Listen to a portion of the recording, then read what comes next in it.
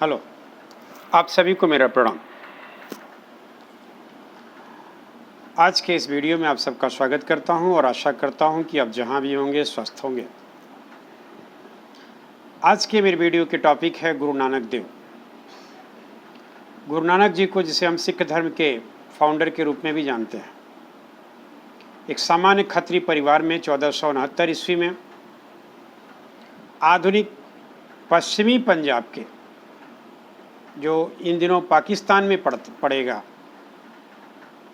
शेखपुर ज़िले के ननकाना गांव में पैदा हुए थे, जिसे हम तलवंडी कह सकते हैं। उस समय का तलवंडी और आधुनिक ननकाना। इनके पिताजी कालूराम मेहता थे, जो एक गांव के सामान्य पटवारी के पद पर कार्यरत थे। इनकी माता तृप्ता देवी, पत्नी सुलक्षणा देवी, इनके 2 पुत्र भी थे। एक तरह से गुरु नानक जी पूरी तरह से गृहस्थ आश्रम में रचे बसे थे।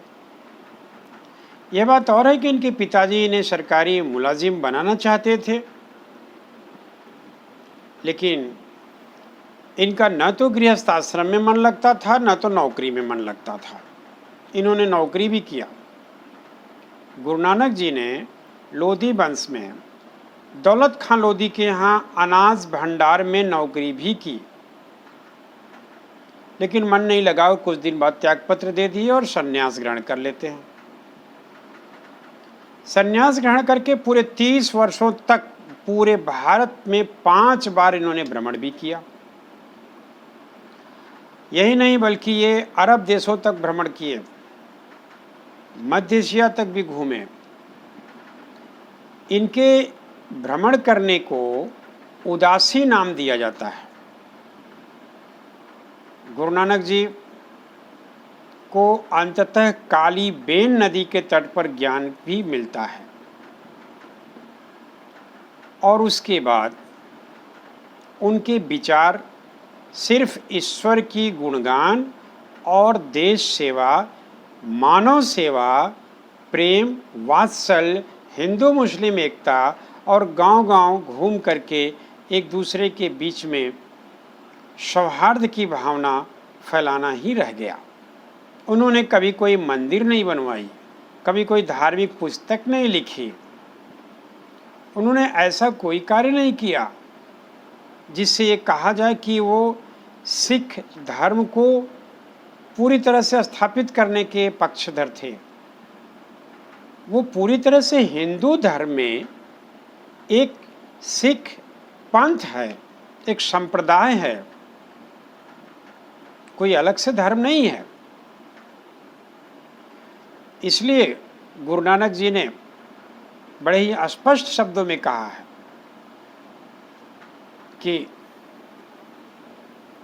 हिंदू मुस्लिम कोई ऐसा अलग संप्रदाय नहीं है, सब ईश्वर के बंदे हैं। एक प्रसंग बड़ा दिलचस्प है।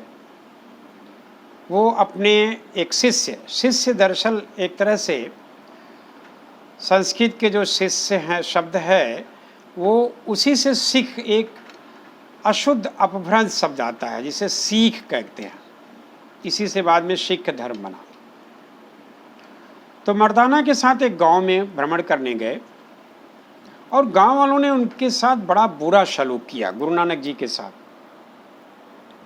तो मर्दाना, जो कि रबाब बजाने का बड़ा शौकीन था, गुरु नानक जी के साथ उनकी सेवा शुश्रूषा करता था। गुरु नानक जी ने करीब करीब सभी पंथ के लोगों को अपना शिष्य बनाया था। ये मानव को मानव के रूप में देखते थे, धर्म के साथ नहीं जोड़ते थे। तो जो गांव वालों ने उनके साथ बहुत बुरा सलूक किया, तो गुरु नानक जी जब सुबह निकलने लगे, रात व्यतीत के उस गांव में, तो बाहर जाते समय कहे कि ईश्वर करे इस गांव के लोग इसी गांव में बने रहें, इसी गांव में फले फूलें, ये देश अपने गांव छोड़ के बाहर न जाए। तो मर्दाना को बड़ा खराब लगा कि गुरु नानक जी, जिनके साथ गांव वालों ने बड़ा बुरा सलूक किया, ये इतनी अच्छी सोच और इतनी अच्छे आशीर्वाद के साथ इस गांव से विदा हो रहे हैं। लेकिन शिष्य तो शिष्य, गुरु तो गुरु। कुछ सवाल नहीं किया, आगे बढ़ते हैं और फिर वो एक ऐसे गांव में पहुंचते हैं जहां गांव वालों ने उनकी खूब आवाभगत की और उनके उपदेश को सुना और उससे वो बड़े प्रफुल्लित हुए, प्रसन्नचित्त हुए। और इस तरह से उस गांव में जब रात व्यतीत करके गुरु नानक जी, जो कि भ्रमणशील थे, बराबर किसी कहीं रुकते नहीं थे, जब वो बाहर जाने लगे तो सुबह उस गांव वालों से कहे कि ईश्वर करे इस गांव के लोग इस गांव में न बसें, ये पूरी दुनिया में फैल जाएं। तो मर्दाना से नहीं रहा गया और उसने पूछ लिया कि गुरुदेव, जो आपके साथ बुरा सलूक किया उसको आपने कहा कि इस गांव में फले फूलें, जो आपके साथ अच्छा सलूक किया आप उसे कह रहे हैं इस गांव में ही न बसें, पूरी दुनिया में जाएं।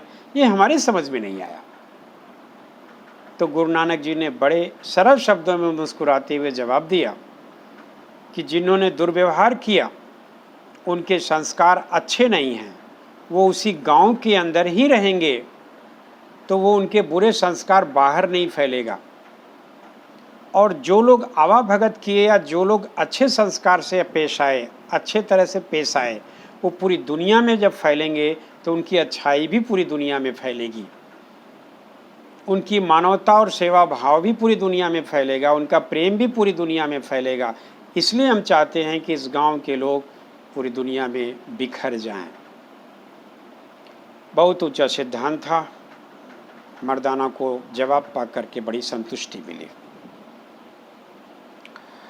कहा जाता है कि जब बाबर ने सैयदपुर का युद्ध किया था तो गुरु नानक जी ने उसे अपनी आंखों से देखा भी था। इन्होंने बाबर बाणी भी लिखी है जो आदि ग्रंथ में जपजा के नाम से संकलित है।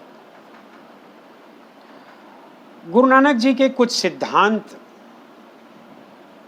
हिंदू धर्म के सिद्धांतों से अलग थे।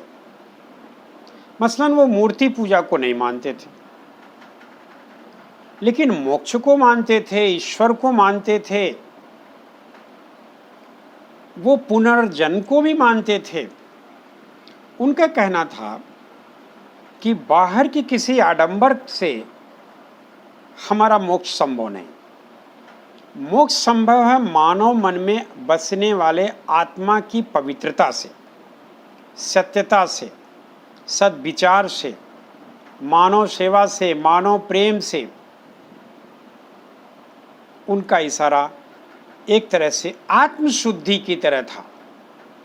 कबीर की तरह वो हिंदू और मुस्लिम में बड़े एकता स्थापित करने के पक्षधर थे। इसलिए दोनों वर्गों को कमेंट करते हैं। हिंदुओं को कहते हैं कि 18 पुराण पढ़ने से, 4 वेद पढ़ने से, गंगा स्नान करने से आपके मोक्ष नहीं होंगे, आप ईश्वर को नहीं पा सकते जब तक कि ईश्वर की महिमा का गुणगान न करें मन से, आत्मा से। उसी तरह मुसलमानों के लिए भी कहते हैं कि आपकी सद्बुद्धि, आपका दया भाव ही आपका कुरान है, आपकी काबा है। यानी एक तरह से मानव के मन की विचारों को वो परिवर्तित करना चाहते थे, वो किसी भी धर्म का हो, किसी भी पंथ का हो। इसलिए सिख धर्म कोई बाद में इन्होंने अपने शिष्य लेहना को बनाया, जिसका नाम हम अंगद के नाम से जानते हैं, ताकि वो उनके विचारों को आगे बढ़ाए। वो मोक्ष के लिए ईश्वर के स्मरण को महत्वपूर्ण मानते हैं। मोक्ष के लिए मंदिर, मस्जिद, छापा तिलक, यज्ञ या बाह्य आडंबर को नहीं मानते, मूर्ति पूजा तो मानते ही नहीं थे। तो उनका जो उपदेश था वो पूरी तरह से मानव के लिए था, मानव बनने के लिए था, मानव प्रेम पर आधारित था, मानव सेवा पर आधारित था, दया और सत्य पर आधारित था, सच्चरित्र पर आधारित था, सदाचार पर आधारित था, सौहार्द पर आधारित था और ऐसे वातावरण बनाने पर आधारित था कि व्यक्ति सभी जीव जंतुओं के साथ अपनत्वता और आत्मीयता से पेश आए। ये गुरु नानक जी की उपदेश का सार था। गुरु को महत्व देते हैं और गुरु को मान्यता भी देते हैं। तो आपके उपदेश बड़े सरल थे, बड़े सहज थे, बड़े ग्राह्य थे। इसलिए गुरु नानक जी को हम एक नवीन हिंदू धर्म की जो एक शाखा है, एक पंथ है, सिख धर्म के संस्थापक के रूप में इतिहास में स्थापित करते हैं। और आज इनके उपदेशों का हमारे समाज के लिए अति प्रासंगिकता है, महत्व है, जरूरत है। धन्यवाद, नमस्कार।